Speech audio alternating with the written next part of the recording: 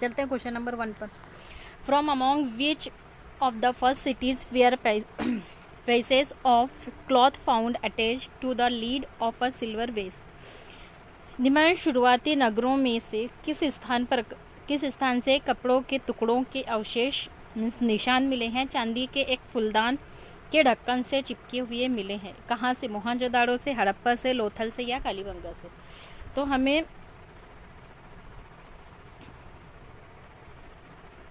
क्या मिले हैं? चांदी के कपड़े के टुकड़े मिले। कहाँ पर? तो चांदी के एक फूलदान के ढक्कन से चिपके हुए। कहाँ से? तो मोहनजोदाड़ो से मिले हैं। तो फर्स्ट ऑप्शन राइट होगा। सेकंड क्वेश्चन है, modern India script such as Devanagari, Bengali and Tamil have developed from the script. आधुनिक भारत की लिपियों जैसे देवनागरी, बंगाली और तमिल का विकास किस लिपि से हुआ है? प्राकृत से, संस्कृत से, लातिन से या ब्राह्मी से? तो देवनागरी, बंगाली और तमिल, इनका विकास हुआ है ब्राह्मी लिपि से। ऑप्शन डी करेक्ट है। Next question third, arrange the following Delhi सल्तनत इन क्रोनोलॉजिकल ऑर्डर। निम्नलिखित दिल्ली के सुल्तानों को क्रम में व्यवस्थित करें। सबसे पहले कौन आया था? आपको वो सीरीज लगानी है। गयासुद्दीन बलबन, खिजर खान, फिरोज शाह तुगलक, अलाउद्दीन खिलजी। किनकी सल्तनत सबसे पहले रही, वो सीरीज से आपको लगाना है। तो देखिए, सबसे पहले दिल्ली सल्तनत पर किसने हुकूमत की? तो सबसे पहले गयासुद्दीन बलबन ने। फर्स्ट गयासुद्दीन बलबन। सेकंड है अलाउद्दीन खिलजी। सेकंड पे फिर खिलजी वंश ने। फिर तीसरा है फिरोज शाह तुगलक थर्ड नंबर पर, और खिजर खां सबसे लास्ट में। तो चलिए ऑप्शन पर देखते हैं। हमको ऑप्शन में देखना है पहले 1, 2, 3 एंड 4।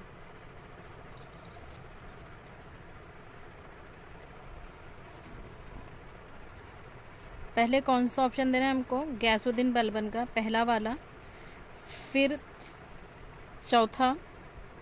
चौथे नंबर पर अलाउद्दीन है, तीसरे पर फिरोज शाह और लास्ट में खिजर खां। तो इसकी सीक्वेंस क्या होंगी? First, 4, 3 and 2। फर्स्ट, 4, 3 एंड 2 किस ऑप्शन में हमें नजर आ रहा है? तो ऑप्शन सी इसका करेक्ट आंसर है। क्वेश्चन नंबर 4 मैच करनी है बना भट्ट, अशोक घोष, हरीश सेन और रवि कीर्ति।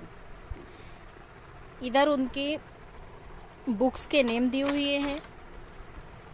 तो बुधचरित्र, हर्षचरित और पुलकेशन द्वितीय की प्रशस्ति, समुद्रगुप्त की प्रशस्ति। किसने कौन सी बुक्स लिखी है, उससे आपको मैच करनी है। तो देखिए, सबसे पहले किसने लिखा है? तो बन भट्ट ने किसकी लिखी है? तो बन भट्ट ने हर्षचरित्र की लिखी है, तो ए का सेकंड होगा। फिर अशोक घोष ने बुधचरित्र लिखे हैं, तो बी का 1 होगा। फिर हरीश सेन ने किसकी प्रशस्ति लिखी है? तो हरीश सेन ने समुद्रगुप्त की प्रशस्ति लिखी है, तो सी का 4th होगा। एंड लास्ट में डी में है रवि कीर्ति किसने लिखी है? तो पुलकेशन सेकंड की प्रशस्ति रवि कीर्ति ने लिखी है, 3rd। तो अब हमको ऑप्शन कौन से देखनी है? ए का 2, बी का 1, सी का 4 और डी का 3। चलिए ऑप्शन की तरफ। किस ऑप्शन में हमें नज़र आ रहा है? तो ऑप्शन सी में हमें नज़र आ रहा है ए का 1, ए का 2, बी 1 एंड सी का 4 और डी का 3। चलते हैं नेक्स्ट क्वेश्चन पर। क्वेश्चन नंबर 5,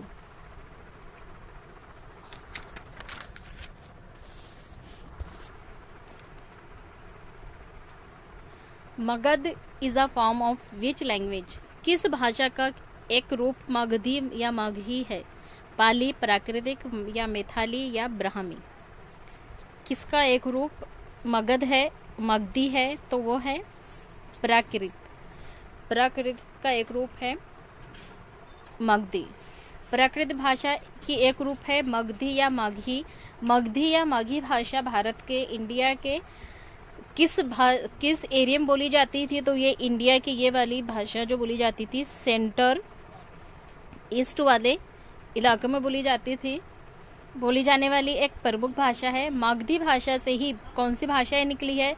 तो इस भाषा से निकली है भोजपुरी लैंग्वेज और मैथिली और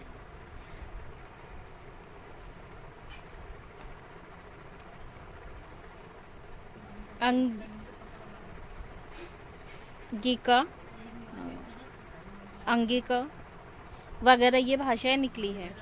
मगधी भाषा मौर्य दरबार की आधिकारिक भाषा थी जो कि 1961 के जनगणना के अनुसार मगधी को हिंदी के तहत कानूनी रूप से अवशोषित किया गया था।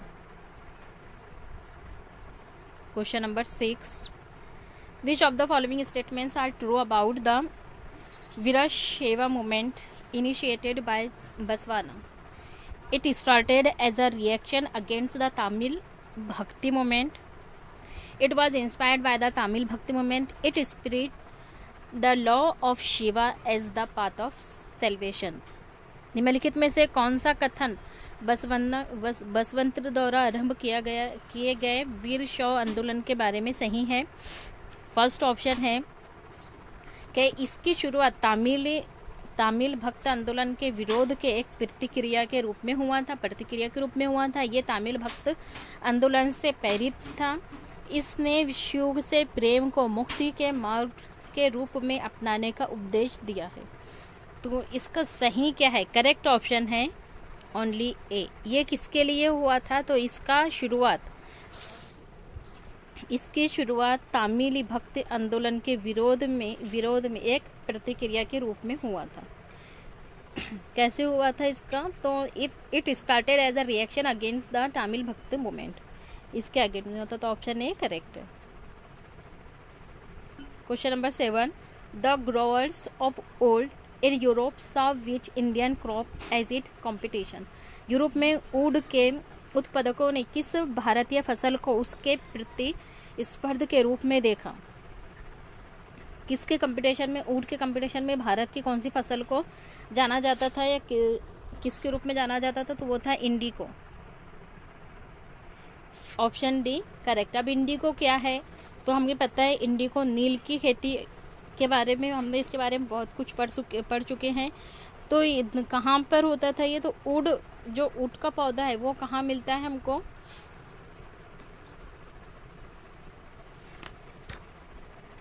ऊँट का पौधा हमको टेम्परेट जोन में मिलता है। कौन सा? ऊँट।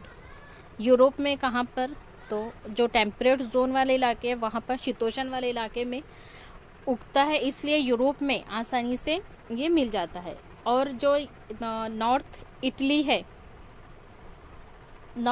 इटली और साउथ फ्रांस, जर्मनी, ब्रिटेन, ये जो इनके जो कई हिस्सों है, इनके हिस्सों में ये पौधा पाया जाता है। नील के साथ में प्रतिस्पर्धा से परेशान यूरोप के ऊड उत्पादकों ने अपनी सरकारों पर दबाव डाला कि वो नील के लिए भारत पर नील पर पाबंदी लगा दे, नील की आयात पर पाबंदी लगा दे। मगर कपड़ों को रंगने वाले तो नील को ही पसंद करते थे। नील से बहुत चमकदार नीला रंग इन लोगों ने जो लोग ऊँट की क्या करते थे, ऊँट की क्रॉपिंग करते थे, तो उन देशों ने ये कहा कि जो इंडियन नील है उस पर पाबंदी लगा दे, उस पर रोकथाम लगा दे, क्योंकि जो इंडियन नील का कलर था वो चमकीला था और जो ऊँट का कलर था वो लाइट होता था। तो इस वजह से वो उनके कपड़ों का रंग फीका आता था और हमारे नील का कलर डार्क होता था। तो कंपटीशन के तौर पर इसलिए नील पर पाबंदी लगाने पर उन लोगों ने दबाव डाला था।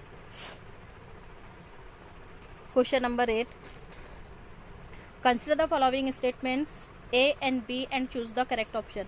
The image of British role bringing modern civilization to India is powerfully emphasized in the painting by the Daniels. The Daniels the traditional life of India as pre modern challenges and motionless in their pictures landscape paintings. निम्नलिखित कथनों पर ए and B पर विचार करें। डेनियलों के चित्रकारों में British शासन द्वारा भारत लाई जा रही आधुनिक सभ्यता के चित्रण पर जोर है।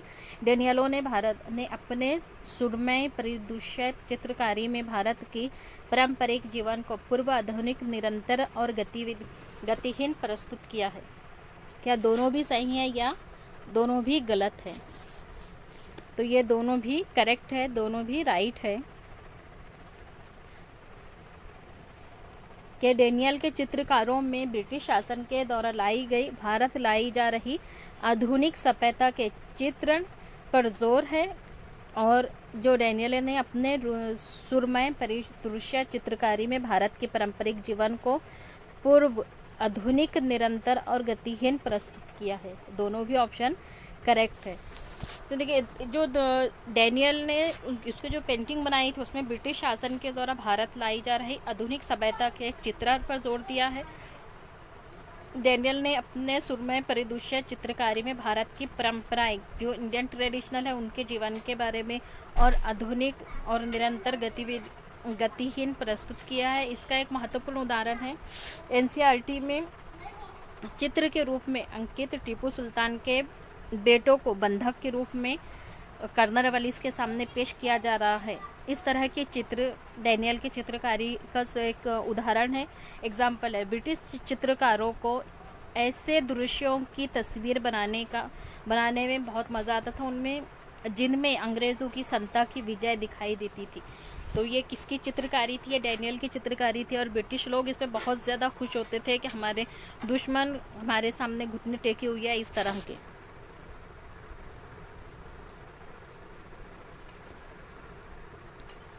चलिए क्वेश्चन नंबर 9 पर।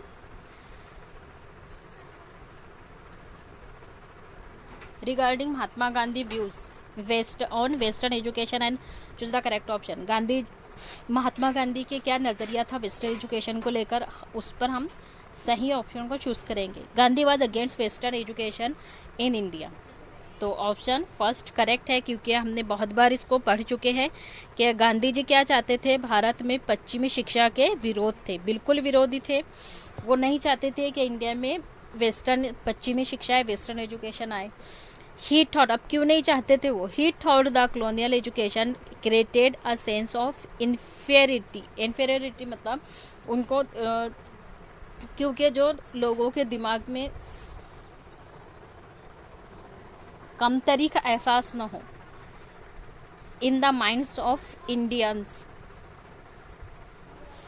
वो सोचते थे, वो क्यों चाहते थे कि भारत में पश्चिमी शिक्षा, वेस्टर्न एजुकेशन ना आए? वो इसलिए चाहते थे कि वो सोचते थे कि उपनिवेशिक शिक्षा नहीं, जो कॉलोनियल एजुकेशन है, उसने भारतीयों के मस्तिष्क दिमाग में हीनता मतलब अपने एहसास कमतरी का बोध में समझ होता है, बोध पैदा कर दिया है। उनका ये मानना था, गांधी जी का ये मानना था कि उपनिवेशिक शिक्षा ने, पश्चिमी शिक्षा ने इंसानों के, भारतीय लोगों के दिमाग में एहसास कमतरी को पैदा कर दिया है। इसलिए वो नहीं चाहते थे कि इंडिया में वेस्टर्न एजुकेशन आए। तो दोनों भी ऑप्शन करेक्ट है, ऑप्शन सी करेक्ट है। दोनों भी ऑप्शन करेक्ट है और एक्सप्लेनेशन भी उसका राइट है। तो ऑप्शन बी देखिए, दोनों का रिलेशन बन रहा है। तो दोनों का क्या है, हमको both A and R true and the B explains A. Option C correct है।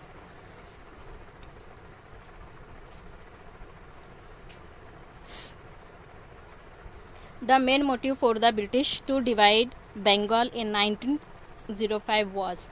अंग्रेज़ों द्वारा 1905 में बंगाल विभाजन का मुख्य कारण क्या था? Bengal was a big province at that time. Bengal उस समय एक बहुत बड़ा प्रांत था। इसलिए विभाजन हुआ था बंगाल का 1905 में, या the demand by the people of Bengal के लोग ये मांग करते थे, क्या बंगाल के लोगों ने ये मांग की थी कि बंगाल को अलग किया जाए, या फॉर एडमिनिस्ट्रेटिव कन्वीनियंस, प्रशासनिक सुविधा के लिए, किस लिए किया गया था, क्या प्रशासनिक सुविधा के लिए किया गया था, या to curtail the influence of Bengali nationalist and to split the people, Bengal के राष्ट्रवादियों के प्रभाव को कम करना और बंगाल के लोगों को विभाजित करने के लिए। तो yes, right option D is correct है।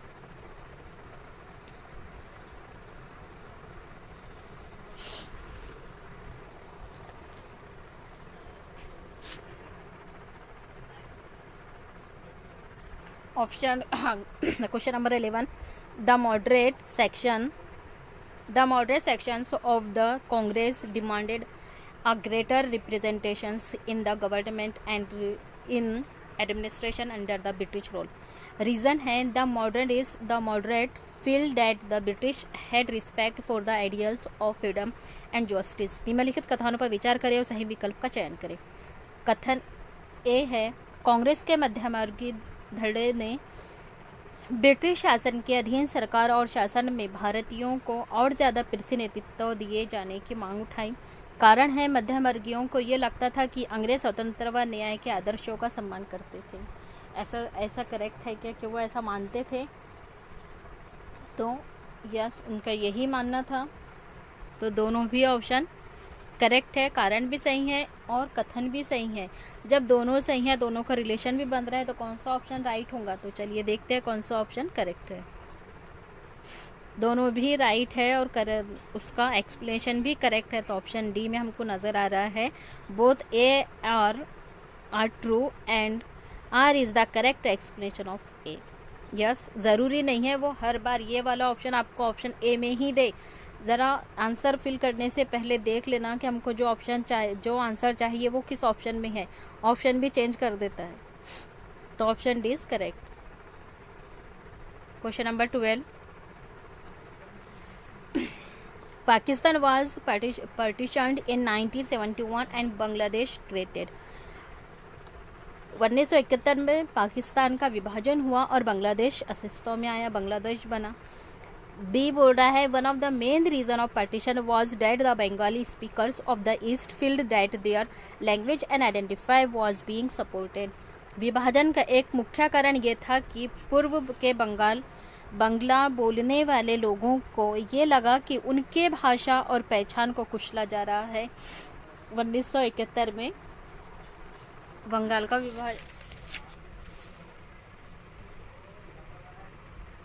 पाकिस्तान का विभाजन बांग्लादेश से अलग हुआ था। तो इस तरह से हुआ था। तो यस, दोनों भी ऑप्शन क्या है? करेक्ट है। 1971 में पाकिस्तान का विभाजन हुआ और बांग्लादेश अस्तित्व में आया, और विभाजन का कारण यही था कि बांग्ला बोलने वाले लोगों को यह लगा कि उनकी भाषा और पहचान को कुचला जा रहा है। तो दोनों भी ऑप्शन करेक्ट है और दोनों भी ऑप्शन करेक्ट है और एक्सप्लेनेशन भी सही है। तो कौन सा आंसर हमारा राइट होगा? चलिए ऑप्शन पे देखते हैं। तो कहाँ दिखाई दे रहा है हमको? Both A and B are true and B explains A. दोनों भी सही है और उसकी एक्सप्लेनेशन भी सही हो रही है। तो ऑप्शन डी इज करेक्ट। चलते हैं क्वेश्चन नंबर 13 पर। Shri Narayana Guru lead caste equality movement. Shri Narayana Guru ने जाति समानता आंदोलन की शुरुआत की थी। कहाँ पर?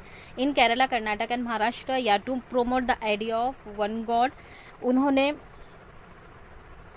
वहाँ पर आंदोलन शुरू किया था जाति समानता पर, केरला, कर्नाटक, महाराष्ट्र में। या उन्होंने जाति समानता आंदोलन की शुरुआत इसलिए की थी कि एक परमेश्वर के विचार को बढ़ावा देने के लिए, या to endorse the idea of caste multiplicity, जाति विविधता के विचार को समर्थन देने के लिए, या in order to promote western education, या पश्चिमी शिक्षा को बढ़ावा देने के लिए। किसके लिए दिया था? नारायण गुरु लीड ने कास्ट इक्वेलिटी मूवमेंट को चलाए थे। तो ये थी promote the idea of one God, एक परमेश्वर के विचार को बढ़ावा देने के लिए इन्होंने जाति समानता आंदोलन की शुरुआत की थी। श्री नारायण गुरु ने कहाँ किए थे, इनके बारे में थोड़ा सा पढ़ लेंगे हम, एक्सप्लेन देख लेंगे थोड़ा। तो इन्होंने किए थे ईस्ट बंगाल में। इस बंगाल में हरिदास ठाकुर के महत्वपूर्ण ने चंडाल काश्तकारों के बीच में काम किया। हरिदास ने जाति व्यवस्था को सही ठहराने वाले ब्राह्मणवादी ग्रंथों पर सवाल उठाए। क्या किए इन्होंने, किस पर सवाल उठाए, आपको ये याद होना चाहिए। तो इन्होंने ब्राह्मणवादियों पर सवाल उठाए, क्वेश्चनिंग किए, और जिसे आज केरल कहा जाता है, कहाँ पर शुरुआत की थी इन्होंने, जो आज क्या है केरल है, केरल कहा जाता है। वहाँ एजावा जाति के, कौन से जाति के लोग रहते थे यहाँ पर, तो यहाँ पर एजावा जाति के लोग रहते थे, कास्ट के लोग रहते थे। एजावा जाति के श्री नारायण गुरु, तो जो एजावा जाति के कौन थे, श्री नारायण गुरु थे, और इन्होंने अपने लोगों के बीच में एकता का आदर्श रखा। उनके मुताबिक सारी मानवता की एक ही जाति है, और उनका एक महत्वपूर्ण कथन था, ये वाला कथन उनका बहुत बार पूछा जाता है, स्टेटमेंट के क्वेश्चन में पूछा जाता है। ये कौन सा नारायण गुरु का एक कथन है जो बहुत ज़्यादा मशहूर है और अक्सर क्वेश्चन में पूछा ही जाता है। ओरू जाति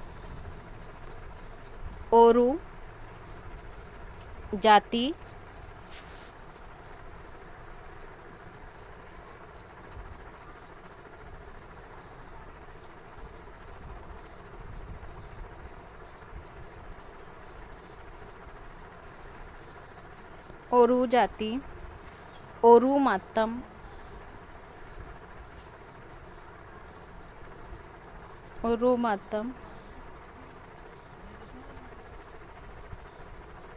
ओरुदेवम मनुष्यन। इसका मतलब यह होता है कि मानवता की एक जाति, एक धर्म, एक ईश्वर। क्या चीज़, तो वन कास्ट। इसका मतलब होता है इंसान की one cast, one religion, religious, और वन गॉड। ये उनका नारा है, और ये इसके बारे में अक्सर स्टेटमेंट में भी और वन लाइनर में पूछता ही है। तो जहाँ पर भी आपको श्री नारायण गुरु दिख रहा है और इस तरह का उनका जो लाइन दिख रही है, उनके नारा दिख रहा है, उरु जातु, उरु मातम और उरु देवम। वन कास्ट, एक जाति, एक धर्म और एक ईश्वर। ये आपको 3 वर्ड दिख गए, तो आपको कहीं पर नहीं जाना है, डायरेक्ट श्री नारायण गुरु पर लगा देना है आंसर। चलते हैं question number 14। Veeresalingam Pantulu was a reformer. Veeresalingam Pantulu एक सुधारक थे, कहाँ के, from Mumbai presidency, who mobilised against casteism. Mumbai presidency में आते थे जिन्होंने जातिवाद के विरोध लोगों को लाभबंद किया।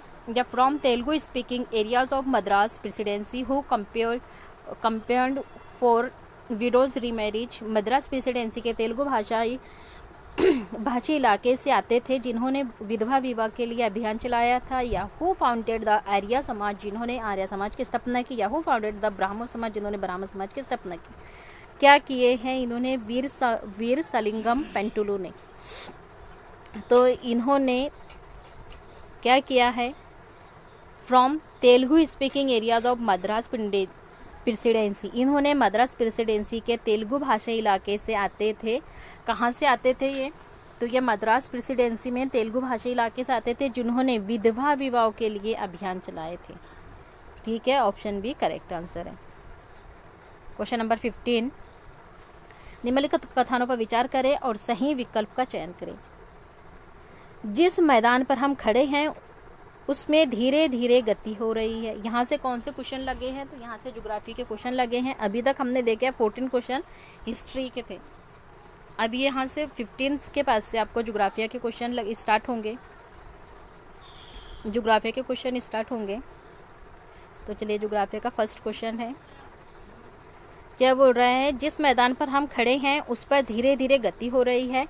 और कथन बी में बोल रहा है, पृथ्वी के अंदर होने वाले इस लगातार गति के लिए आंतरिक और बाह्य प्रक्रिया उत्तरदायी है। क्या ये दोनों भी सही है या गलत है।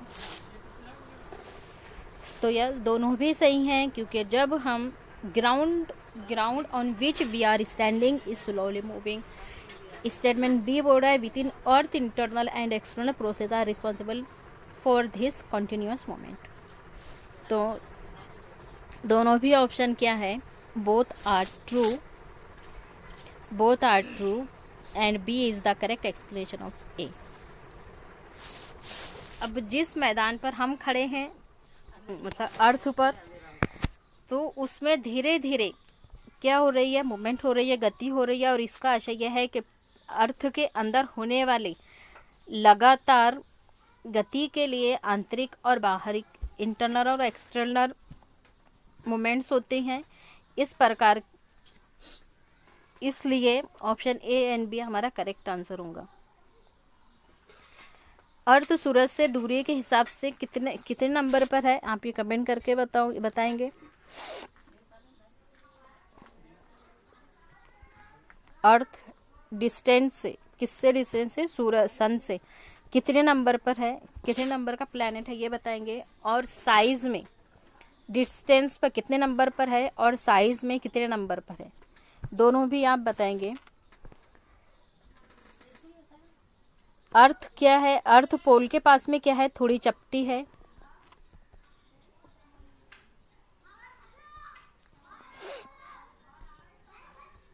थोड़ी चपटी है, ये याद रखना। इसके बारे में अक्सर क्वेश्चन पूछता है कि अर्थ पोल के पास में थोड़ी चपटी है, गोल नहीं है, गोल आकार की नहीं है, वो पोल के पास में थोड़ी चपटी है।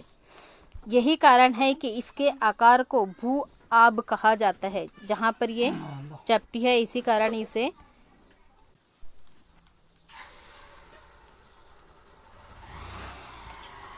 क्वेश्चन नंबर 16, देशों के कॉलम का अक्षांश के कॉलम से मिलान कीजिए। Match the pair countries with, countries का मैच करना है लैटिट्यूड से।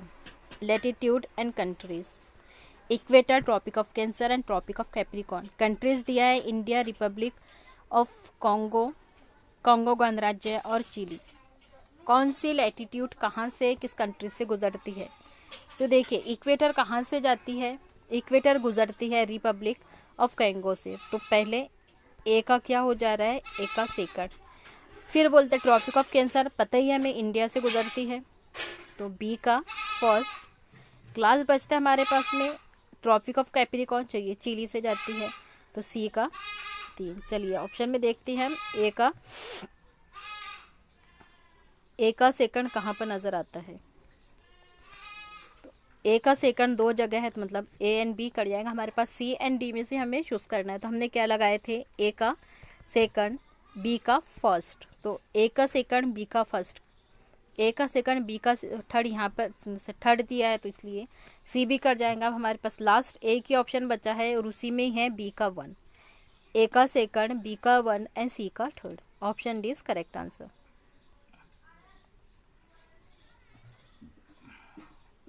Earth is slightly flattened at the middle and bulged at the poles. Earth is slightly flattened at the poles and bulged in the middle.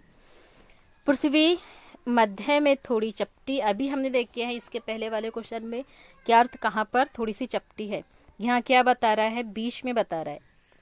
पृथ्वी मध्य में थोड़ी चपटी और ध्रुवों पर उभरी हुई है, क्या इस तरह की है, तो गलत, ऑप्शन ए रॉन्ग। क्योंकि अर्थ क्या है, पृथ्वी क्या है, मध्य में नहीं है, बल्कि ये ध्रुवों पर, पोल पर क्या है, थोड़ी चपटी है, इसलिए ऑप्शन ए गलत हो जाएगा।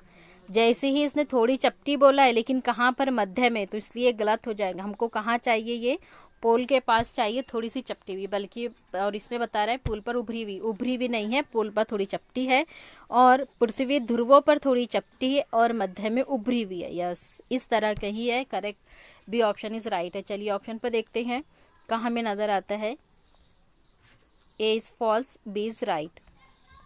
तो ऑप्शन डी में नज़र आता है A is false and B is true, तो option D is correct answer. If the time of Greenwich is 6:30 a.m., what will be the longitude of the place where the time is 11:30 AM। जब Greenwich पर 6:30 पूर्व सुबह के बजे होंगे तब 7:30 सुबह के किस लॉन्गिट्यूड पर बजे होंगे। तो हमने देख चुके हैं कि एक घंटे पर कितना डिग्री होता है। तो 1 घंटे पर 50 डिग्री होता है। उसी हिसाब से हमें पूरा टाइमिंग निकालना है। तो ये होगा 75 east.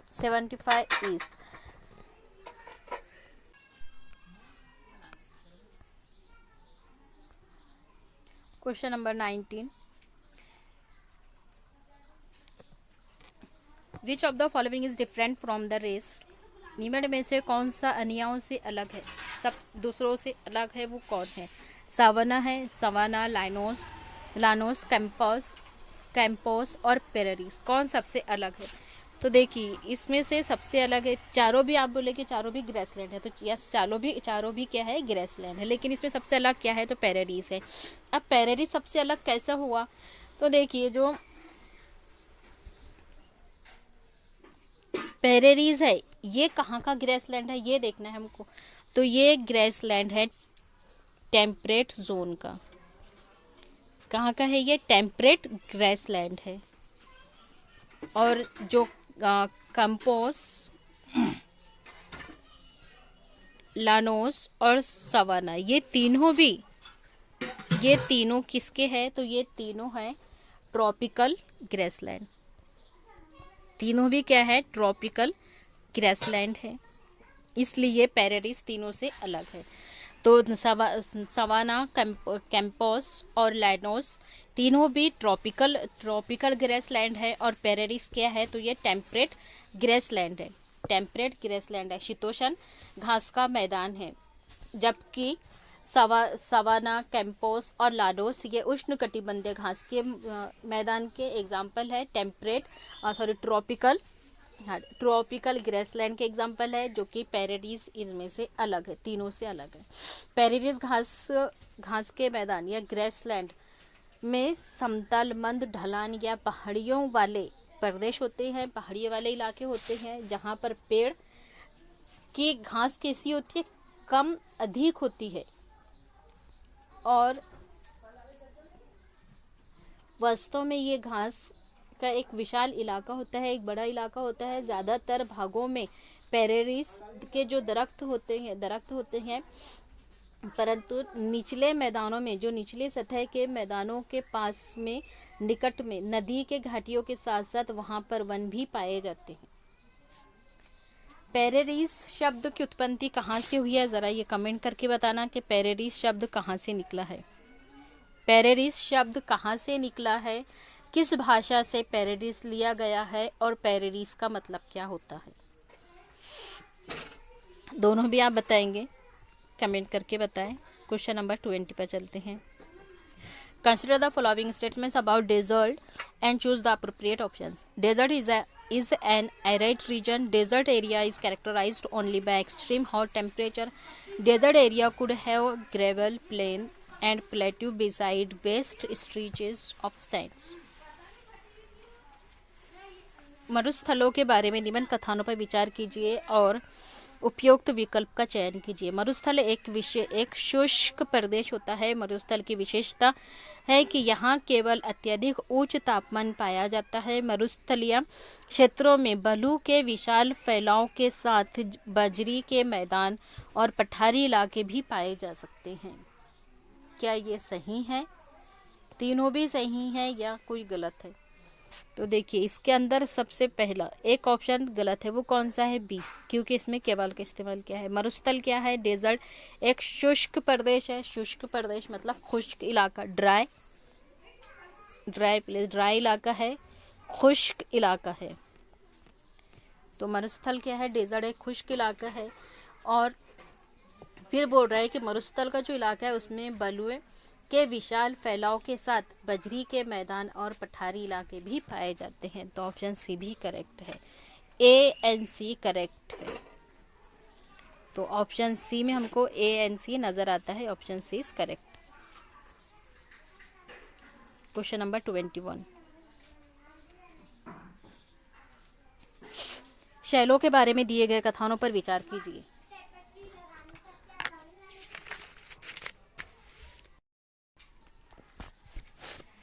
Any natural masses of mineral matters that make up earth crust is called a rock.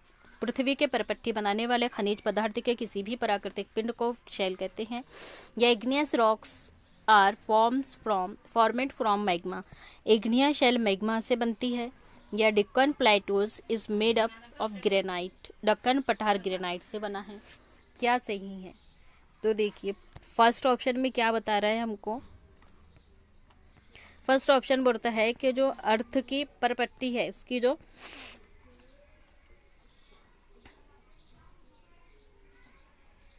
परपट्टी बनाने वाले खनिज पदार्थ के किसी भी प्राकृतिक पिंड को क्या कहते हैं? हम शैल कहते हैं। तो ऑप्शन ए करेक्ट है। फिर बोल रहा है कि अग्निय शैल कैसे बनती है? तो मैग्मे से बनती है, ये हमने देख चुके हैं। तो ऑप्शन बी भी करेक्ट है। फिर दक्कन पठार जो है वो ग्रेनाइट से बना है कि नहीं? ये रॉन्ग है। ग्रेनाइट से नहीं बना है। दक्कन पठार काय से बना है? फिर ग्रेनाइट से नहीं बना है, तो ये बेसाल्ट से बना है। तो option A and B correct है। Option A is right. Question number 22। Insolation is influenced by clouds, latitude, water vapour and dust. अतपन प्रभावित होता है किससे? बादलों के जरिए, अक्षांश के जरिए, या जलवष्प और धूल कणों के जरिए। तो तीनों के जरिए होता है। तो ऑप्शन डी इज करेक्ट है। 23 ट्रेड विंड्स के बारे में है। करेक्ट ऑप्शन चुनना है हमको। The trade winds are unpredictable, they blow only in winter. व्यापारिक पवनों के बारे में अनुमान नहीं लगाया जा सकता, ये सिर्फ सर्दियों में चलती है। क्या ये सही है? ये क्या सिर्फ सर्दियों में चलती है व्यापारिक पवनें? तो जहाँ पर ओनली आ गया उसको हम पहले ही काट देंगे। Option A wrong.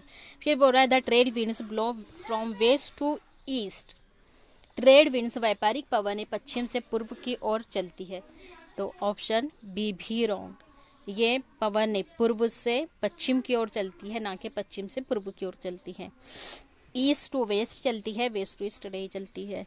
ये trade winds blow from east to west, व्यापारिक पवनें पूर्व से पश्चिम की ओर चलती है। आगे हमारा answer option C is correct.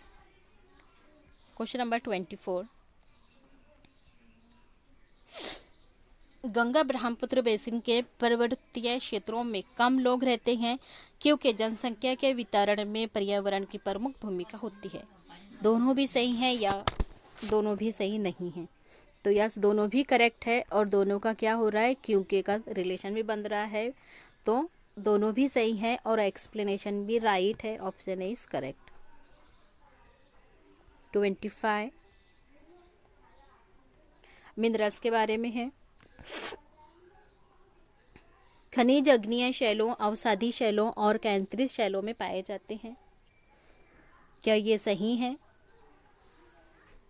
तो खनिज कहाँ कहाँ पाए जाते हैं? मिनरल्स तो अग्निय शैल, जो इग्नियस रॉक्स है, सेडिमेंट्री रॉक्स है और मेटामॉर्फिक रॉक्स है, तीनों भी रॉक्स में पाए जाते हैं मिनरल्स। ठीक है, तो ऑप्शन ए करेक्ट है। फिर बी में बोल रहा है कि धात्विक खनिज अग्निय शैलों में पाए जाते हैं लेकिन केंद्रित एवं अवसादी शैलों में नहीं पाए जाते।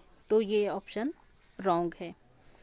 क्या बोल रहा है? Metallic minerals are found in igneous rock but not in metamorphic and sedimentary rocks. बोल रहा है कि जो मेटेलिक मिनरल्स है वो सिर्फ इग्नियस में पाए जाते हैं, मेटामॉर्फिक और सेडिमेंट्री रॉक में नहीं पाए जाते। तो ये ऑप्शन रॉन्ग है। फिर बोल रहा है थर्ड में है खनिज ईंधन अवसादी स्तर पर पाए जाते हैं। Minerals fuel are found in the sedimentary strata. तो ऑप्शन सी भी करेक्ट है। तो ऑप्शन ए एंड सी हमें किस ऑप्शन में नजर आता है? तो option B is correct. Option A and C right. 26 consider the following statements. Assertion कथन है भारत में कच्छ की खाड़ी में विशाल जवारिया मिल के क्षेत्र है और कारण है क्योंकि जवारिया ऊर्जा का विदोहन समुद्र के चौड़े मुहानों में बांध के निर्माण में किया जा सकता है। क्या दोनों भी सही हैं या गलत है? तो देखिए इसके चौड़े मुहानों में नहीं किया जाता, तो ए तो इसका करेक्ट है, ए करेक्ट है, लेकिन बी में बोल रहा है कि चौड़े मुहानों में, तो ये चौड़े मुहानों में नहीं पाया जाता, बल्कि ये आर और पार होता है, तो इसलिए बी ऑप्शन रॉन्ग हो जाएगा। तो चलिए देखते हैं हम क्या है। A is true but R is false. Question number 27, arrange the descending order the amount of raw materials required for the manufactures of steel, iron, coal, limestone। Sequence से लगाना है हमको, तो इसको सीक्वेंस से लगाना है हमको, अरेंज करना है। सबसे पहले कोयला, फिर कोयला क्या है, तो कोयला एक ठोस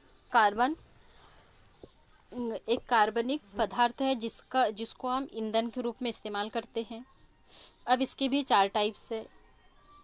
अब इसके कौन कौन से 4 टाइप्स है, इसके 4 जो भी टाइप्स है आप इसको कमेंट्स करके बताएंगे। फिर उसके बाद में आता है सेकंड नंबर पर है आयरन, सेकंड पर आयरन। अब आयरन भी क्या होता है, ये कच्चा माल होता है जिसका हम इस्तेमाल क्या करते हैं, ढलवा लोहे बनाने के काम में करते हैं। फिर तीसरे नंबर पर आता है चूना पत्थर। अब चूने पत्थर का इस्तेमाल हम क्यों करते हैं, कब करते हैं, तो ये क्या है, ये एक अवसादी चट्टान है, ये एक क्या है, अवसादी चट्टान है, मतलब ये एक सेडिमेंट्री रॉक है जो मुख्य रूप से मेनली कैल्शियम कार्बोनेट के अलग अलग क्रॉस्टलिया रूपों में जैसे खनिजों से मिलकर बनी होती है। चूना पत्थर किससे बनी होती है, तो ये कैल्शियम कार्बोनेट से बनी होती है, CO3। तो चलिए देखते हैं पहले क्या है हमारा, पहले ऑप्शन बी, पहले बी आना चाहिए, फिर ए और फिर सी। कहाँ पर नज़र आता है हमें, तो ऑप्शन सी में नज़र आ रहा है। पहले बी है, फिर ए है और फिर सी है। Question number 28, which among the following is the opposites of stereotype. निम्नलिखित में से क्या रूढ़िवाद धारणाएं बनाने का विपरीत है। रिकॉग्नाइजेशन ऑफ इंडिविजुअलिटीज इन सोसाइटी, समाज में व्यक्तिगता की पहचान करना। Fitting people into one pattern, लोगों को एक खांचे में जोड़ना। And having prejudice against a category of people, एक किस्म के लोगों के लिए पूर्वग्रह रखना। या एक्नॉलेजिंग होमोजेनिसिटीज इन सोसाइटी, समाज में एकरूपता की पहचान करना। स्टीरियोटाइप क्या है,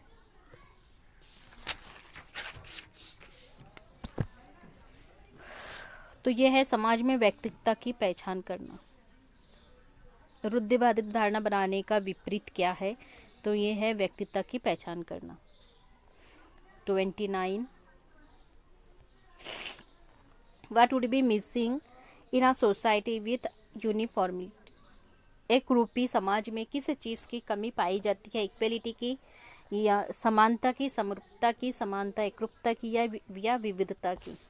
तो यहाँ से स्टार्ट होते हैं हमारे क्वेश्चन नंबर 28 से पॉलिटी के क्वेश्चन।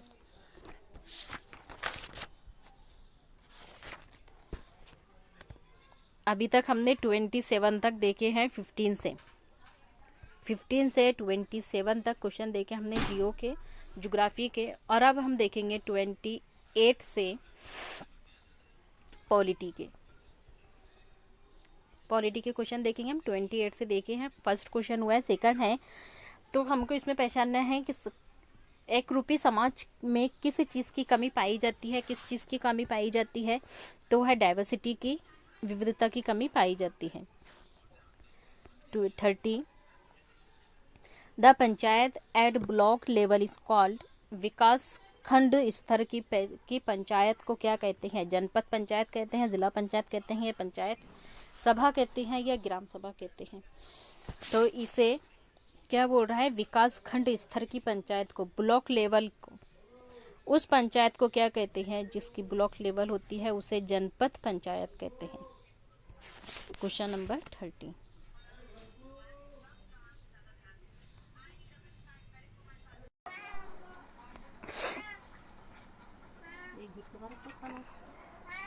माँ हमारा सुनो तब से।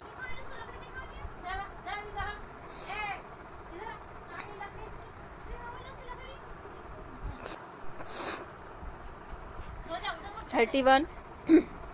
In America, women got the right to vote in 1920 in the light of the given statements. Which among the following would not be a correct statements? America में महिलाओं को मतदान का अधिकार 1920 में प्राप्त हुआ है। दिए गए कथन के संदर्भ में निम्नलिखित में से कौन सा वाक्य सही नहीं माना जाएगा? क्या सही नहीं है अमेरिका के वोटिंग के बारे में, महिलाओं को वोटिंग के बारे में? वो वाला क्वेश्चन ऑप्शन हमको देखना है जो रॉन्ग है। Women were considered as equal to man period to 1920 से पहले तक महिलाओं को पुरुषों के समान माना जाता था। ऐसा सही है क्या? नॉट वाला बोल रहा है हमको, तो यही फर्स्ट ऑप्शन ही आंसर दिखाएगा।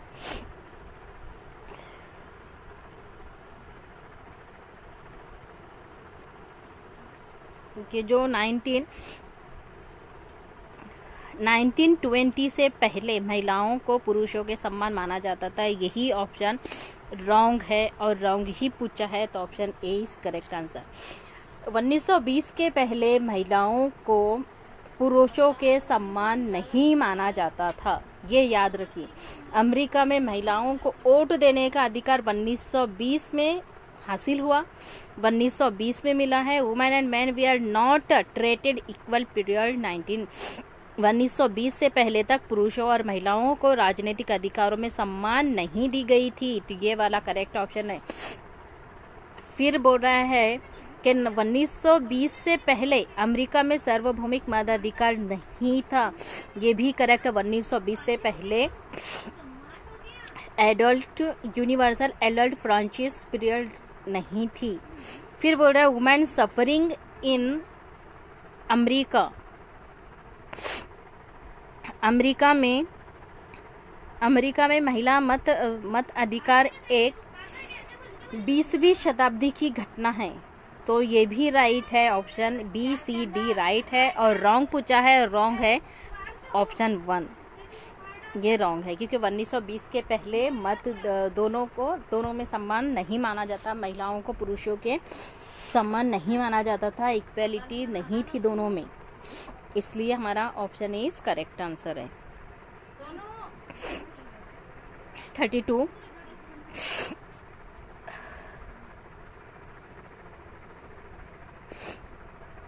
Why goods sold in the weekly markets are cheaper than those sold in permanent shops? Weekly market traders do not need to hire worker. Weekly market traders face tough competition है। Weekly market traders sell to low quality product. कौन सा option सही है? पक्की दुकानों की तुलना में के मुकाबले में साप्ताहिक हफ्ते बाज़ारों में, जो हफ्ते में एक दिन बाज़ार लगता है, उसमें बहुत सी चीज़ें सस्ती दामों पर क्यों मिल जाती है, उसके बारे में बताइए। सही ऑप्शन क्या है? तो साप्ताहिक बाज़ारों में व्यापारियों को कर्मचारी नहीं भर्ती करने पड़ते थे, तो देखिए नहीं भर्ती बोल रहा है, तो जब ऐसा नहीं होता था, जबकि इनको कर्मचारी होना काम वाले चाहिए होते हैं, तो ऑप्शन ए क्या होगा? कट जाएगा। फिर बोल रहा है बी में साप्ताहिक मतलब हफ्ते वाले बाज़ारों में व्यापारियों को कड़ी प्रतियोगिता का सामना करना पड़ता है, तो यस ये भी सही है। फिर सी में बोल रहा है साप्ताहिक बाज़ारों में बेची जाने वाली वस्तुओं, जो चीज़ें हैं, सामान है, की गुणवत्ता बहुत ख़राब होती है, तो ये भी सही है, क्योंकि सस्ती दामों में मिलती है, लेकिन उनकी क्वालिटी कैसी होती है? लो होती है, अच्छे सामान नहीं होते हैं, तो option B and C correct answer है। तो ऑप्शन बी एंड सी कहाँ पर हमको नज़र आता है? ऑप्शन बी एंड सी।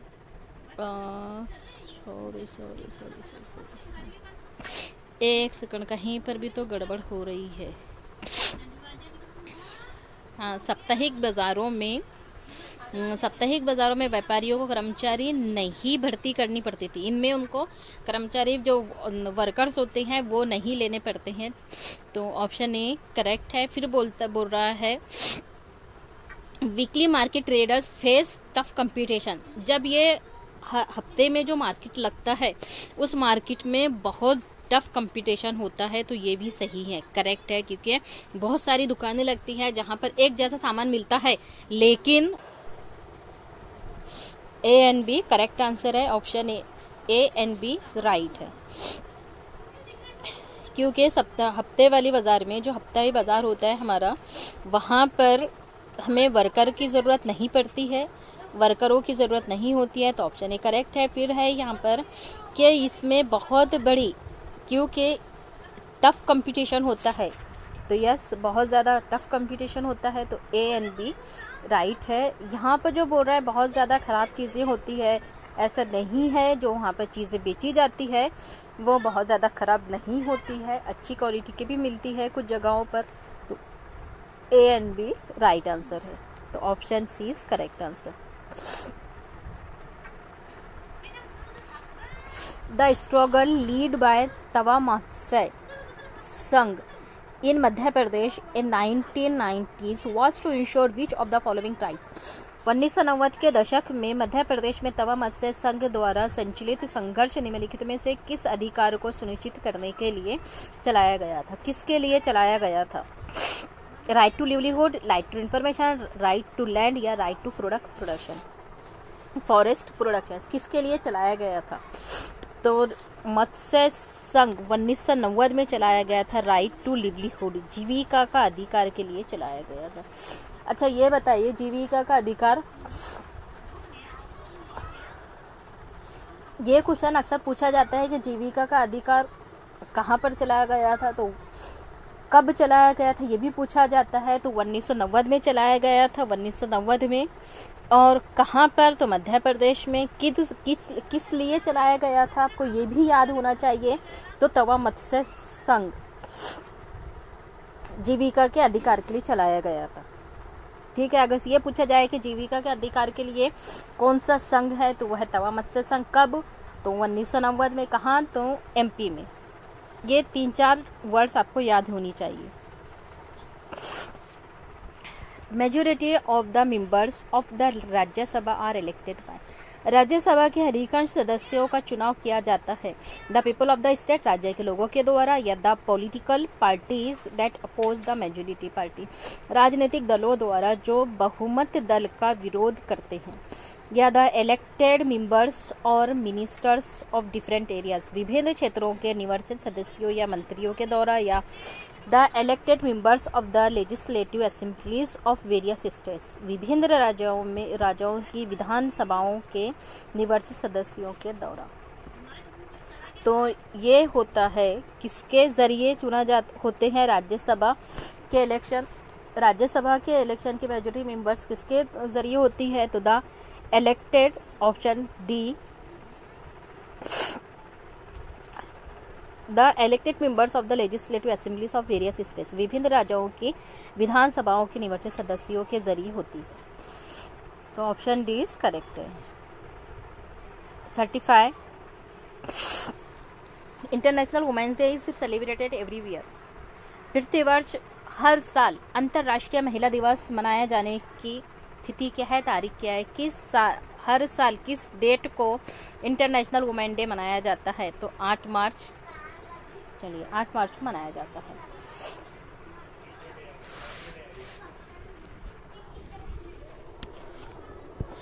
आठ मार्च को मनाया जाता है।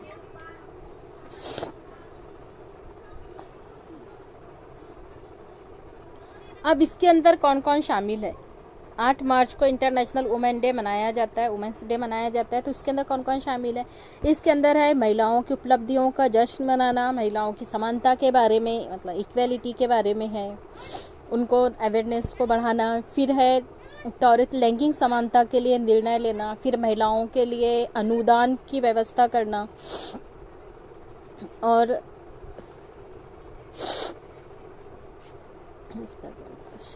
34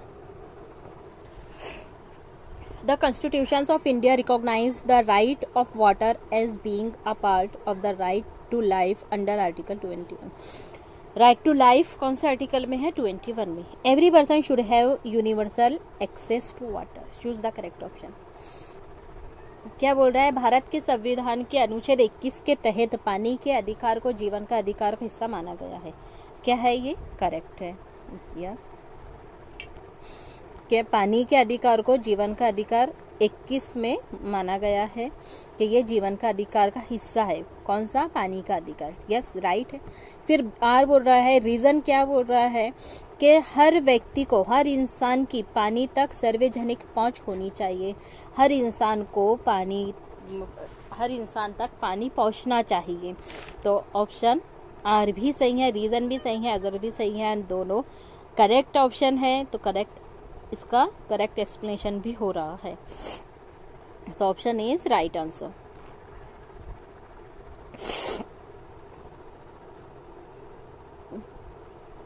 Hmm. 35, 36, 37.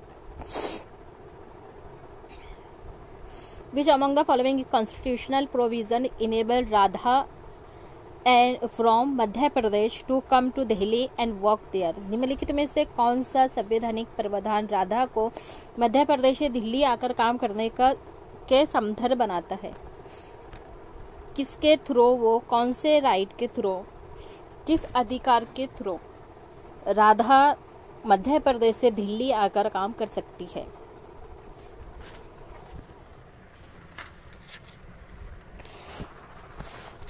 तो फंडामेंटल राइट के थ्रू, क्योंकि उसे कहीं पर भी जाकर काम कर सकने की आज़ादी है।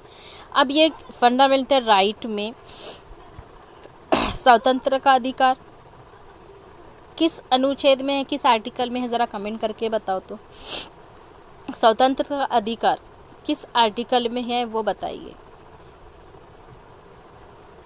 ये उसी से रिलेटेड, हमको पता है फंडामेंटल राइट कितने हैं, पता है हमें 7 राइट्स है। फंडामेंटल राइट 7 राइट है। तो 7 राइट में से किस आर्टिकल में ये बताया गया है स्वतंत्रता का अधिकार, राइट टू फ्रीडम? आप कमेंट करके बताएं। चलते हैं 38 पर।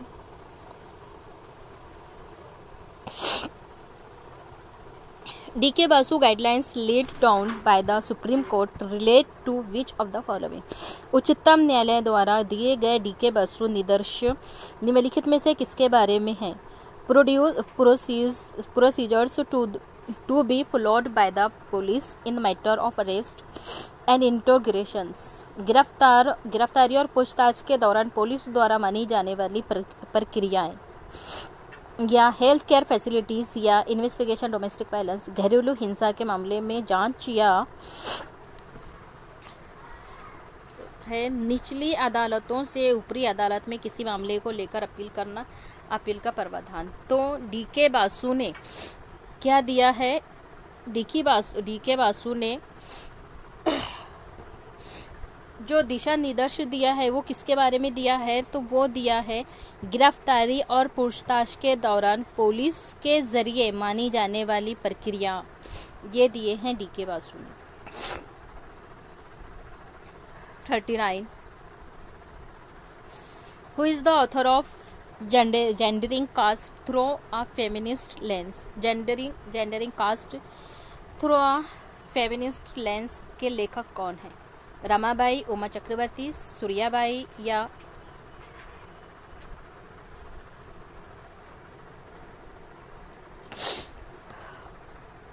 अरुंधति राय?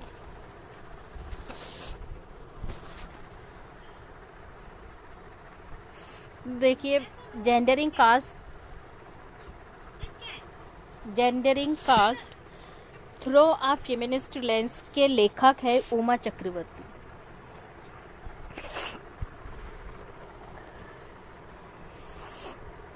इसके अब ये बताइए, जब उमा चक्रवर्ती ने तो फेमिनिस्ट लेंस नाम की बुक्स लिखी, तो फिर रमाबाई ने कौन सी बुक्स लिखी हैं? तो रमाबाई ने बुक लिखी है स्त्री धर्म नीति।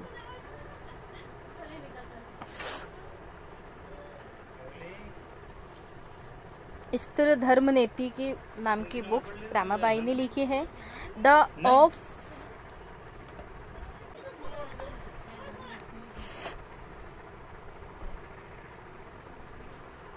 Gender cast through feminist lens लिखी है उमा चक्रवर्ती ने। तो फिर रमाबाई ने कौन सी बुक लिखी है? तो रमाबाई ने लिखी है स्त्री धर्म नीति।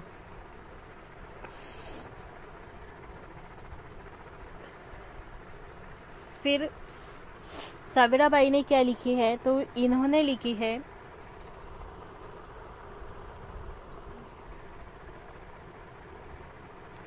ये अरुंधति रॉय ने लिखे हैं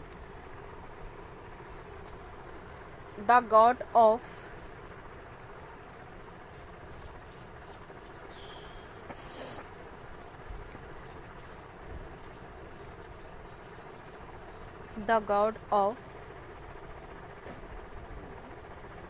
small things. The God of small things नाम की बुक अरुणधति रॉय ने लिखी है। ताराबाई शिंदे की बुक का नाम स्त्री पुरुष तुलना है। 40 question number 40 which of the following is are the two statements.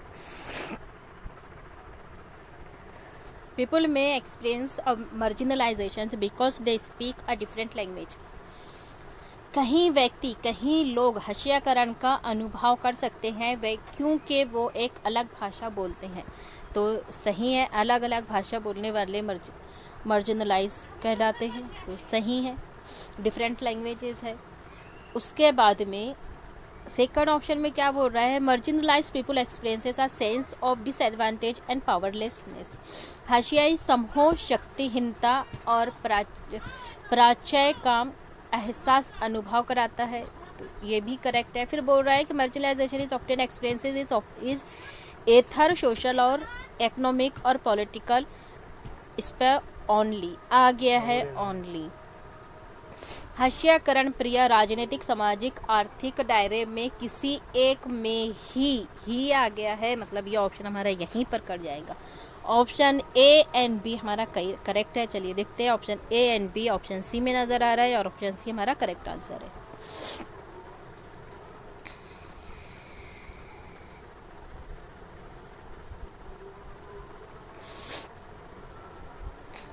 (41) यहाँ से स्टार्ट होते हैं पेडागोजी के क्वेश्चन।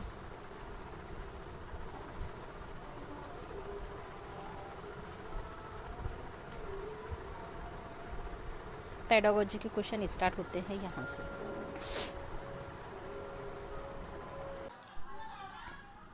एक तो ये 41 in inclusive social science classroom teachers would. समावेशी सामाजिक शिव विज्ञान की कक्षा में एक शिक्षक को क्या करना चाहिए। Believe that every child has a potential to learn as per his her abilities and strength. विश्वास करेगा कि हर बच्चे के पास उसकी शक्ति और क्षमताओं के अनुसार सीखने की संभावना है। यस, पहले ही ऑप्शन में हमको राइट आंसर मिल चुका है।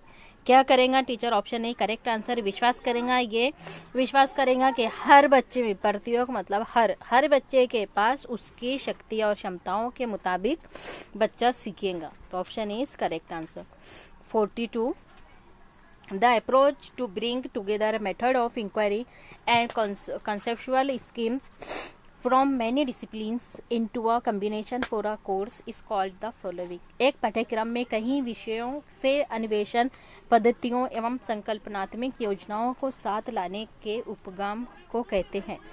मल्टीडिसिप्लिनरी अप्रोच या इंटीग्रेटेड अप्रोच, समावेशी उपगम या यूनिट अप्रोच या इंटरडिसिप्लिनरी अप्रोच क्या कहते हैं, जिसको एक पाठ्यक्रम में कहीं सब्जेक्ट को एक साथ मिलाने वाले को क्या कहते हैं, तो उसे कहते हैं मल्टीडिसिप्लिनरी अप्रोच। 43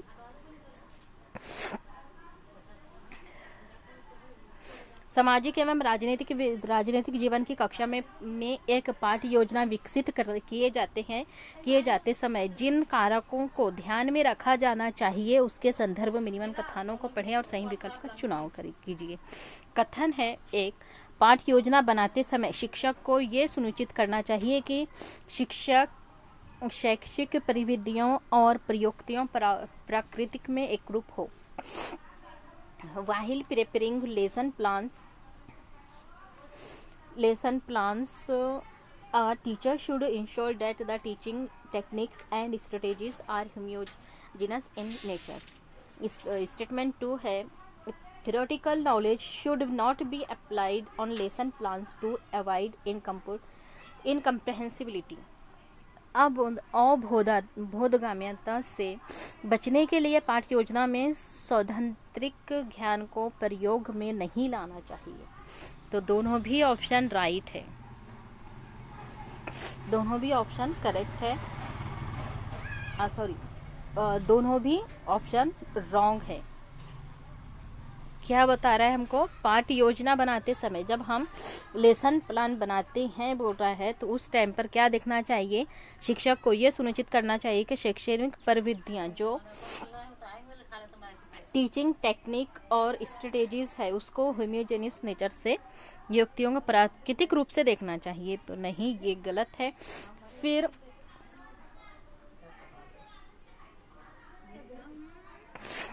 बी में भी क्या बोल रहा है, इसमें प्रयोग में नहीं लाना चाहिए बोल रहा है, तो इसलिए दोनों भी गलत है।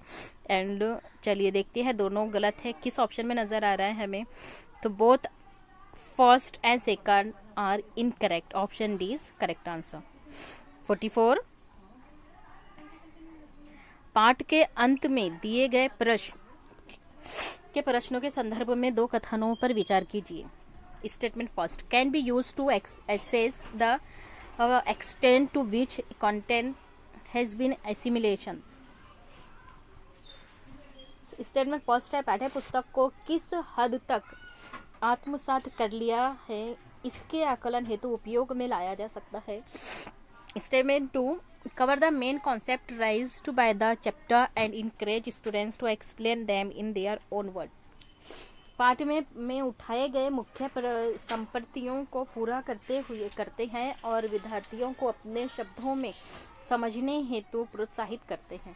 तो दोनों भी ऑप्शन क्या है, करेक्ट है। Statement first and statement second दोनों भी राइट है।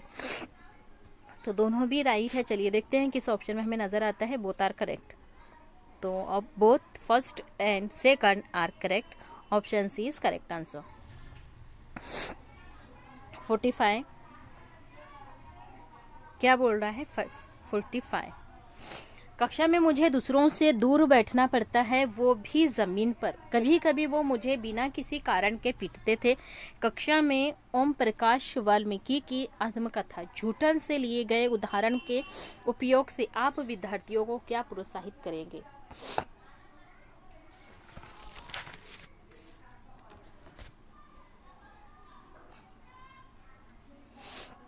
तो फर्स्ट ऑप्शन में बोल रहा है लेख की व्याख्या और समझ के लिए, या वाल्मीकि के प्रति विद्यार्थियों के व्यवहार का विश्लेषण करने के लिए, या क्योंकि वाल्मीकि के साथ इस प्रकार का व्यवहार किया गया इसका तर्क देने के लिए, या वाल्मीकि के अनुभवों पर आत्मविश्लेषण के लिए। तो yes, option D is correct answer.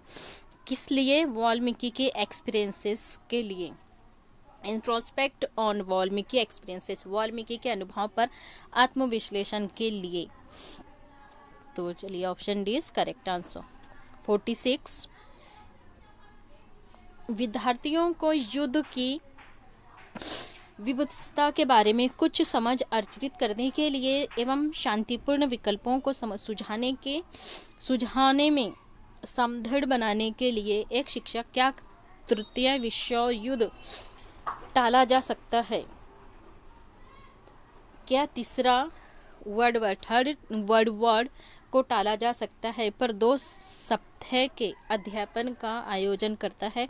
उनके अध्ययन के समय विद्यार्थी विविध विषयों से सूचना का प्रयोग करते हैं।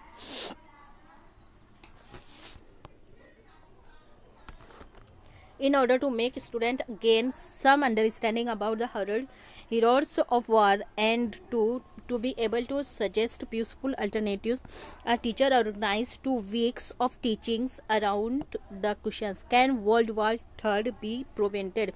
Throughout their study, students use information from a variety of disciplines. This above approach is an example. तो ये जो एग्जाम्पल दिया है ये किसका एग्जाम्पल है, किसका उदाहरण है, इंटरडिसिप्लिनरी अप्रोच का या इंटीग्रेटेड अप्रोच का, मल्टी डिसिप्लिनरी या यूनिट का। तो ये है इंटीग्रेटेड अप्रोच का। किसका है ये, इंटीग्रेटेड अप्रोच का option B is correct answer. 47,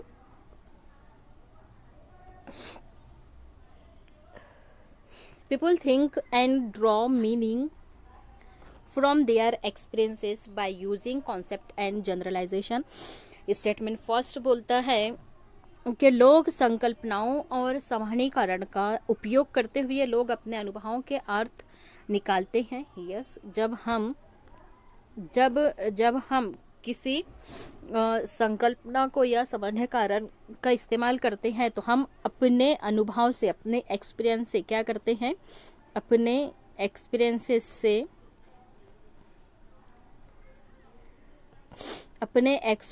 से हम मीनिंग निकालते हैं।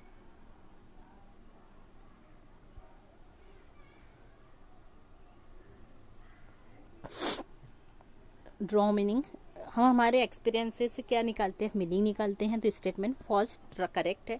फिर सेकंड बोल रहा है in a social science classroom emphasis is to be laid on developing concept and the abilities और to analyse social political realities there rather than mere retention of information. सामाजिक विज्ञान की कक्षा में संकल्पनाओं के विकास एवं सामाजिक राजनीतिक वास्तविकताओं के विश्लेषण की क्षमता पर बल होना चाहिए, बजाय मात्र सूचना को स्मरण रखने के। तो यस, ऑप्शन स्टेटमेंट सेकंड भी करेक्ट है, क्योंकि हमें संकल्पनाओं के विकास में सामाजिक राजनीतिक और वास्तविकताओं के विश्लेषण की क्षमता पर बल देना चाहिए, ना कि उसको स्मरण रखने पर, याद रखने पर बल देना चाहिए। तो दोनों भी ऑप्शन राइट है और दोनों का क्या हो रहा है, रोटेशनल भी हो रहा है। तो दोनों भी ऑप्शन करेक्ट है। चलिए देखते हैं हमको कहाँ मिलता है। Both statements are true and first and second. Option B is correct answer. Option B is correct. 48।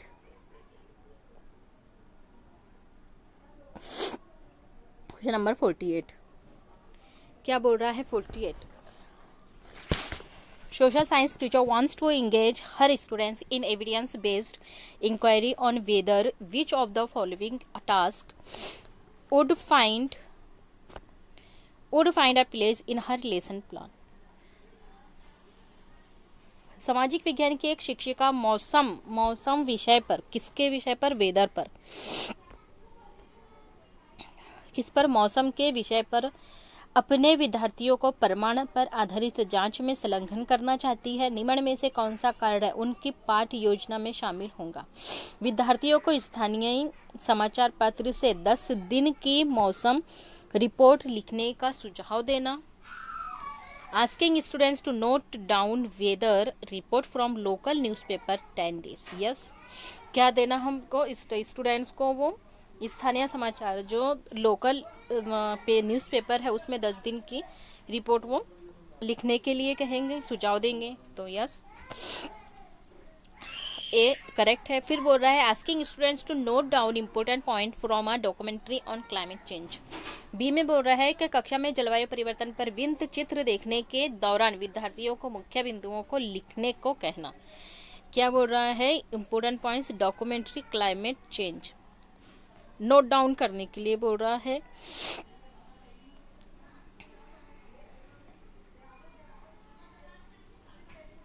Documentary बोल रहा है, तो डॉक्यूमेंट्री के लिए भी नहीं होंगी, हमको उस पर कुछ लिखवाना है, उसको सुझाव देना है, उसके लिए इंक्वायरी बेस्ड चाहिए हमको, डॉक्यूमेंट्री बेस्ड नहीं चाहिए।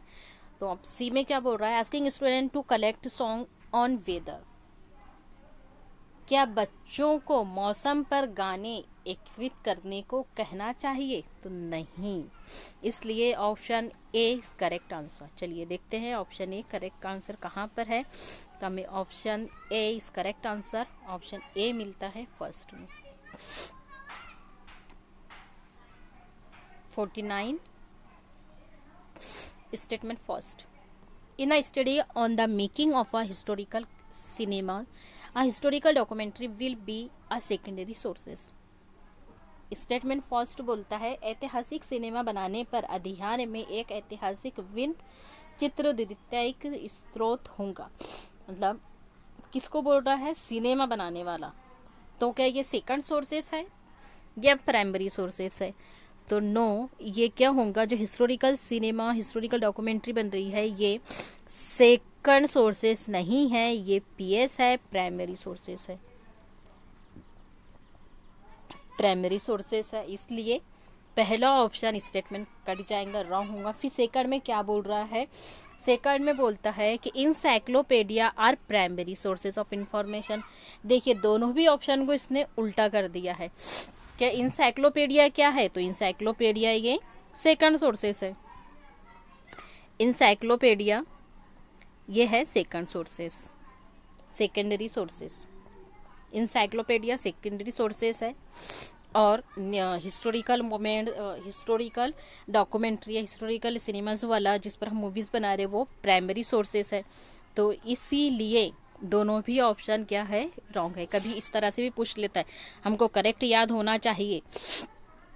तो जो हिस्टोरिकल डॉक्यूमेंट है ये क्या है, तो ये सेकेंडरी सोर्सेस नहीं है, ये प्राइमरी सोर्सेस है। और इंसाइक्लोपीडिया ये प्राइमरी सोर्सेस नहीं है, ये सेकेंडरी सोर्सेस है, एसेस है। तो दोनों भी स्टेटमेंट रॉन्ग है। Statement first and second are false. चलिए देखते हैं हम ये किस ऑप्शन में हमें नजर आता है।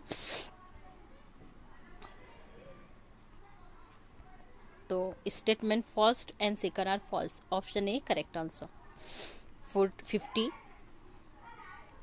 What are the perceptions surrounding social science that can be dispelled with effective classroom engagement? It is non-utilitarian. सामाजिक विज्ञान के प्रति कौन सी धारणाएं हैं जिन्हें प्रभावी कक्षा विनियोजन के साथ दूर किया जा सकता है? ये अव्यवहारिक है, तो यस ये क्या है, यूटिलिटेरियंस है, नॉन यूटिलिटेरियंस है, व्यवहारिक है, अव्यवहारिक है। फिर ये बोलता है सेकंड में, it is all about rote memorisations. ये क्या है, ये बस यंत्र कंडिस्ट करने के बारे में है, बस कंडिस्ट करने के बारे में है। तो यस ये भी सही है। फिर सी में क्या बोल रहा है, it does not require problem solving skills. इसमें समस्या समाधान के कौशल की ज़रूरत नहीं है। तो यस इसमें समस्या समाधान की, प्रॉब्लम सॉल्विंग स्किल की ज़रूरत नहीं है, रिक्वायर नहीं है। तो ऑप्शन सी भी करेक्ट है। तीनों भी ऑप्शन सही हैं। ऑप्शन ए बी सी किस ऑप्शन में हमें नज़र आता है वो देखेंगे हम। तो चलिए ए बी एंड सी। अव्यवहारिक है, खंडित करने के बारे में है, और ये और समस्या समाधान के कौशल की ज़रूरत नहीं है। चलिए ऑप्शन डी इस करेक्ट आंसर, क्योंकि ऑप्शन डी में ही हमें ए बी सी नज़र आता है। 51 मेक अ लिस्ट टाउन और village. Occupations in the city, town or village to which you belong and find out how long they have existed. Which belong and find out how long they have existing. These questions attempt to assess students' understanding of continuity, complexity and contrasts. आप जिस शहर, कस्बे या गांव से संबंध रखते हैं उसके कम से कम 10 व्यवसायों की सूची बनाइए और ये पता लगाइए कि वो कितने समय में विद्यमान है। ये प्रश्न विद्यार्थियों की समझ को आंकने का प्रयास करता है।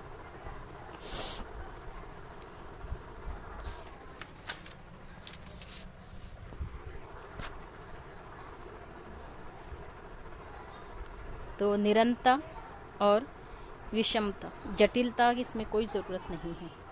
तो option A and C correct answer रहेगा हमारा। Option C is right answer. 52 एक शिक्षक को विद्यार्थियों की एक दूसरे से संबंधित रिपोर्ट बनाने को कहा गया है। इसके लिए किस प्रकार की परीक्षा पुरस्कृत होगा? Peer assessment, norms, reference to assessment या मानदंड संदर्भ टेस्ट या रूब्रिक पर आधारित टेस्ट क्या होगा? तो एक टीचर ने स्टूडेंट्स को एक दूसरे की रिपोर्ट बनाने के लिए कहा, तो ये होगा नॉर्म रेफरेंस असेसमेंट, मानक संदर्भ आकलन। 53 A social science teacher at middle level asked her students to prepare a project on the topic of why are forests necessary. Which of the following activities students are supposed to be engaged in? चलते हैं option की तरफ. A collection of various samples of products made from wood. लकड़ी से बने विभिन्न उत्पादों के नमूने इकट्ठे करना. फिर बी बोल रहा है showing various forest areas found in India on map and using it for discussions related to the topics. भारत में पाए जाने वाले विभिन्न वन क्षेत्रों को मानचित्र पर दर्शाना और विषय से संबंधित चर्चा करना. तो दोनों भी ऑप्शन करेक्ट है, दोनों भी ऑप्शन राइट है.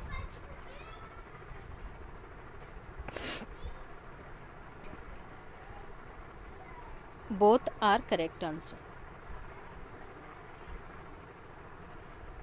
54.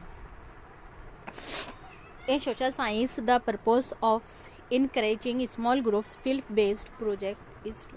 सामाजिक विज्ञान में छोटे समूह वाले क्षेत्र पर आधारित परियोजनाओं को प्रोत्साहित करने के उद्देश्य है. शिक्षक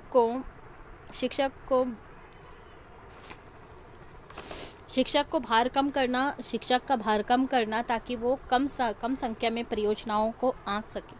देखिए शिक्षक का बोल रहा है, स्टूडेंट का नहीं बोल रहा. अगर से स्टूडेंट का भार बोझ कम करना होता तो ऑप्शन राइट होता, लेकिन यहाँ पर किसका बर्डन कम करने के लिए बोल रहा है, डिक्रीज टीचर्स. तो ऑप्शन ए इज रॉन्ग. फिर बी में बोल रहा है develop the skill among students to work as a team. विद्यार्थियों के मध्य एक टीम के रूप में काम करने के कौशल को विकसित करना. यस, एक टीम के रूप में काम करने के कौशल को विकसित किया जाता है.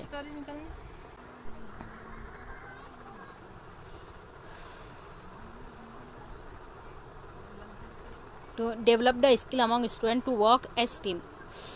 विद्यार्थियों के बीच में एक टीम के रूप में काम करने के कौशल को विकसित करना. Yes, option B is correct answer. 55. Which of the following questions attempt to check the applicational knowledge of students? निम्न में से किस प्रश्न से छात्र के व्यवहारिक ज्ञान की जांच की जा सकती है? What is latitude? अक्षांश क्या है? क्या जांचना है हमको? बच्चे का व्यवहारिक ज्ञान जांचना है.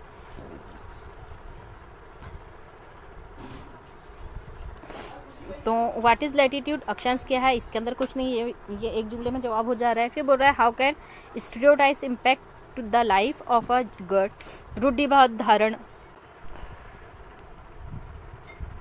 धारणा एक लड़की की ज़िंदगी को कैसे प्रभावित करती है, ये बताना. तो ये भी नहीं होगा. कैसे बोल रहा है वहाँ पर वो, जबकि हमको बच्चे की नॉलेज देखनी है कि कैसी होंगी. तो what action are required to realise fundamental rights are reality. मौलिक अधिकार को वास्तविकता में लाने,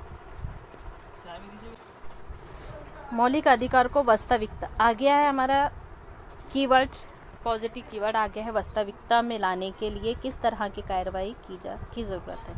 option C is correct answer. 56. सामाजिक विज्ञान में विविध स्पर्ध मुद्दों को पढ़ाते हुए एक शिक्षक को किन बातों का ध्यान रखना चाहिए? कक्षा में क्लास में उत्पन्न होने वाले किसी भी तरह के विवाद को खारिज कर देना चाहिए. तो सही है, विवाद को बढ़ावा नहीं देना चाहिए, तो खारिज कर देना बोल रहा है. Arise in class conflict dismiss कर देना चाहिए. तो ऑप्शन ए रॉन्ग होगा. फिर है टेकिंग अप ओनली आ गया है, ऑप्शन बी रॉन्ग. फिर बोल रहा है सी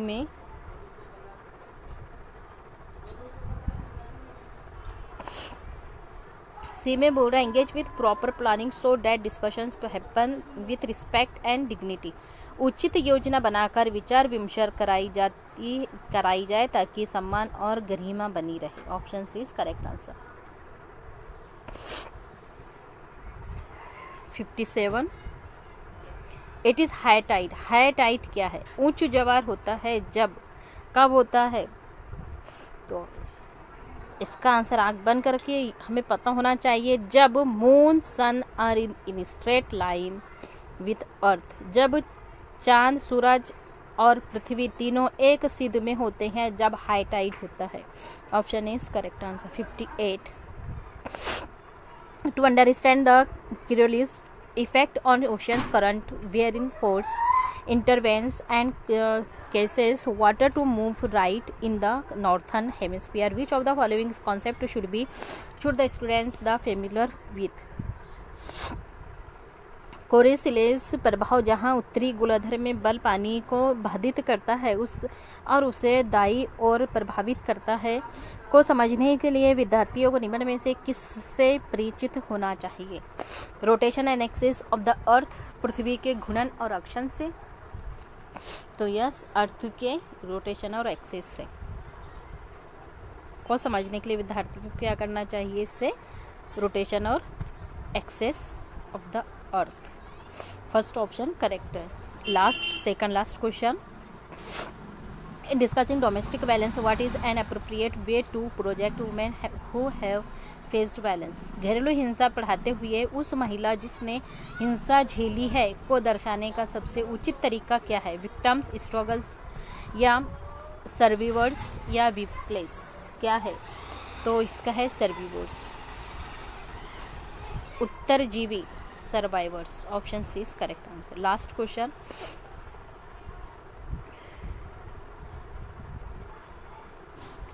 how would you discuss the themes equality in Indian democracy in the class as a fundamental right we are entitled?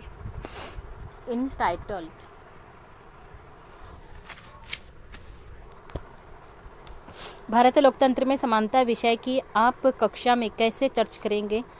Option A है हमें मिले हुए मौलिक अधिकार के रूप में।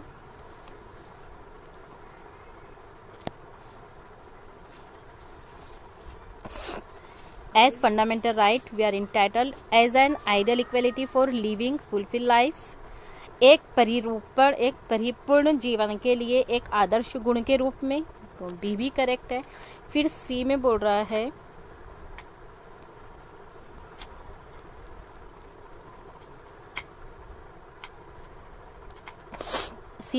है इसकी परिभाषा और विशेषता बताती हुई by giving is proper definition आ गया, मतलब ये निगेटिव वर्ड है तो डेफिनेशन वाला ऑप्शन हम काट देंगे, ऑप्शन सी कट जाएगा।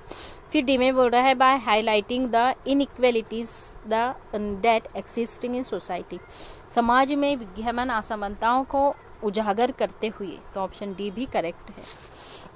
ए बी डी हमें किस ऑप्शन में नज़र आता है वो देखते हैं। तो ए बी डी हमें ऑप्शन डी में नज़र आता है। Option D is correct answer. ये था हमारा आज का पेपर 23 जनवरी 2023 का पेपर। वीडियो पसंद आए तो चैनल को लाइक करना, कमेंट करना, शेयर करना और सब्सक्राइब करना ना भूलिए। चलिए, जज़ाकल्लाह, थैंक यू सो मच।